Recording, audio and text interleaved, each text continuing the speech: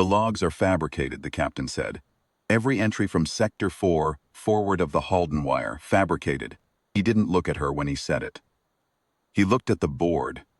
7 officers seated at a folding table in the intelligence review room, the kind of windowless prepef space that smells like recycled air and burned coffee, no matter what theater you're in. She sat at the far end of the table, in a plain chair pushed a foot back from it, as if someone had moved her just outside the frame. Field authorization card lay face down on the table in front of the captain. He'd placed it there himself, face down, before he said a single word. That detail stayed with me for a long time afterward. The card was already decided before the room had heard the charge. My name is Pete Delano. I was a sergeant first class 18 years in, running the radio console in the adjacent operations tent at Fob Halden. The tent shared a plywood wall with the intelligence review room, thin enough that I could hear every word through the seam where the panel met the post. I wasn't supposed to be listening. I want to be honest about that too. I was, and I believed him. The captain was meticulous, put together, the kind of officer who chose his words the way a surgeon chooses a cut. Deliberate, each one load-bearing. She was a warrant officer I had seen exactly 3 times before that morning. Once crossing the motor pool with a notebook under her arm. Once at the 06 unbrief, sitting in the back row, saying nothing, making marks. Once at the fuel point talking to no one, waiting with the patience of a person who has learned that waiting is part of the job. She was quiet and economical, and she had a habit of arriving before anyone else and leaving last, which I had taken for diligence. I understand now it was something else. It was thoroughness. There's a difference, and it took me those 4 minutes to learn it. Captain laid out his case for 11 minutes by my count. The field logs from Sector 4, spanning 6 weeks and covering 42 discrete target assessments, contained grid references that did not correspond to any confirmed movement. Data from the forward observation posts in that corridor. He had cross-referenced them against satellite imagery from the same window. He had run the coordinates against the fire support overlays. The numbers did not match. The methodology was, in his word, irregular.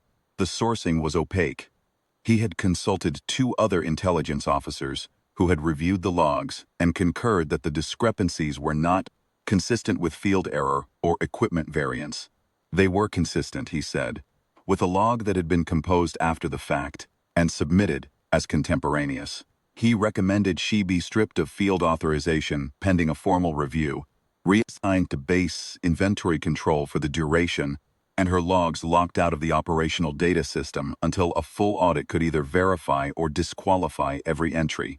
He said it evenly, without pleasure, the way a man delivers a verdict he has already made his peace with. I set my pen on the console and listened. I was not writing anything down. I thought the outcome was settled. She was asked if she wished to respond. Yes, she said. The captain set his folder down. She sat forward in the plain chair, just slightly, enough that her elbows reached the table, and for the first time I heard her voice at full volume.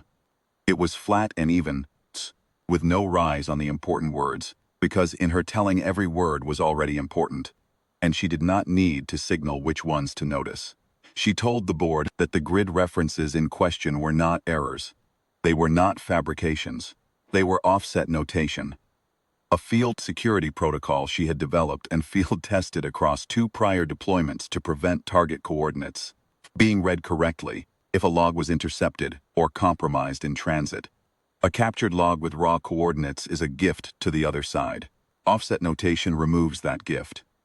The offsets followed a fixed algorithm keyed to the operational calendar date, which meant anyone with the algorithm and the date could verify every single entry in under a minute. She had documented the algorithm in full in Annex C of her initial field authorization packet, submitted 14 months ago at the start of this rotation.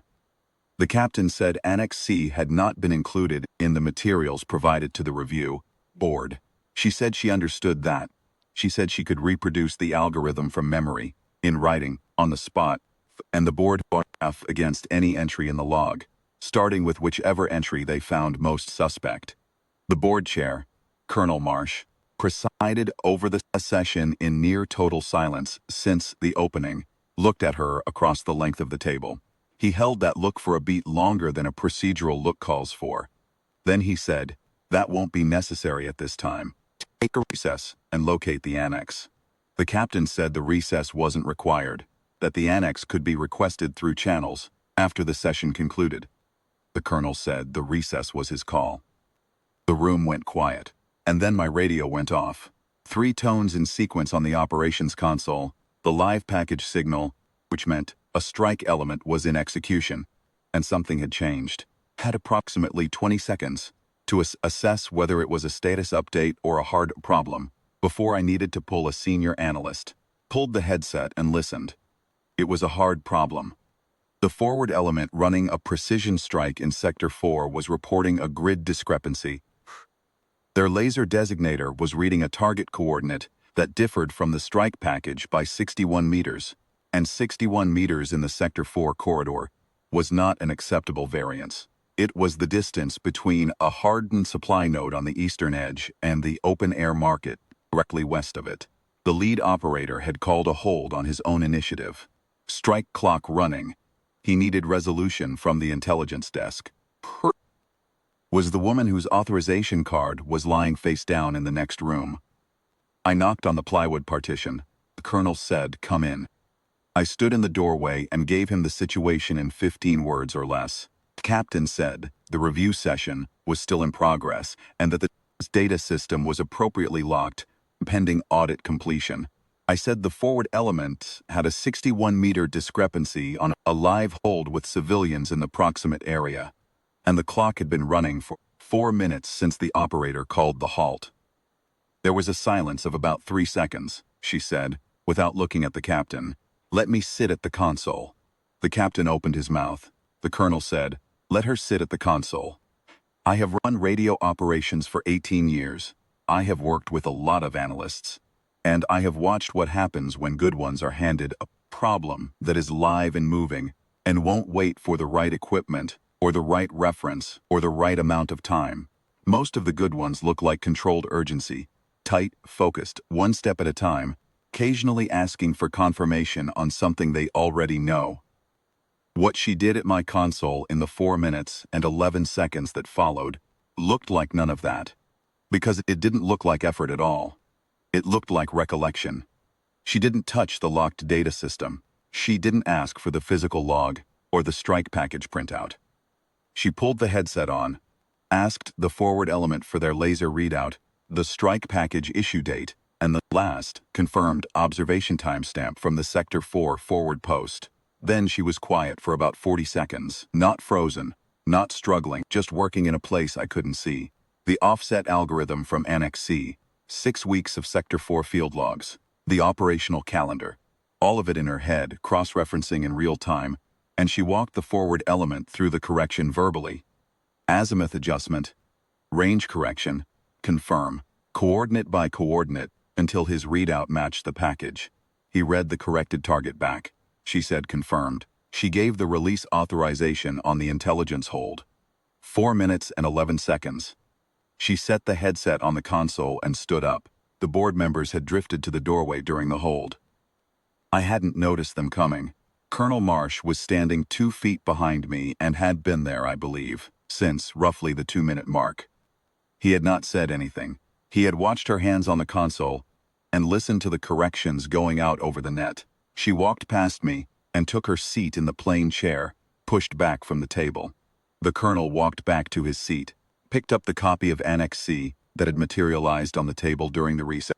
Someone had found it from somewhere, quickly, and opened it. He read for less than a minute. Then he closed the folder, stood, and walked the full length of the table to where she was sitting. He came to attention and rendered a formal salute. She returned it without standing, which is the correct response, and which meant she outranked the board chair in the only way that mattered in that room. He held the salute a moment longer than protocol required. Then he lowered his hand. The captain's folder was still open on the table. He did not move. I thought about those 4 minutes for a long time after Halden. I still do, if I'm being straight with you. What I kept coming back to was not the grid resolution, not the confirmation from the forward element, not the strike outcome, which was clean, destroyed, no civilian contact. package closed. What I kept coming back to was the face-down authorization card. He had set it there before he opened his folder. Before the charge was read. Before she had said a single word in that room. 18 months of field work in Sector 4. 42 assessments. Every grid offset by algorithm. Every target protected from intercept. Not one of them a fabrication, and the card was already face down. I looked up her call sign that evening. It was Vane, like the instrument that reads wind direction. I had not known it before that day, and I have not forgotten it since. The operational record shows the Sector 4 strike closed successfully at 13:47 hours. The 61-meter correction is not mentioned. It is a rounding error in a database entry, 3 lines long that no one reads. She was back in field rotation 9 days later. I know because I processed the reassignment to paperwork myself.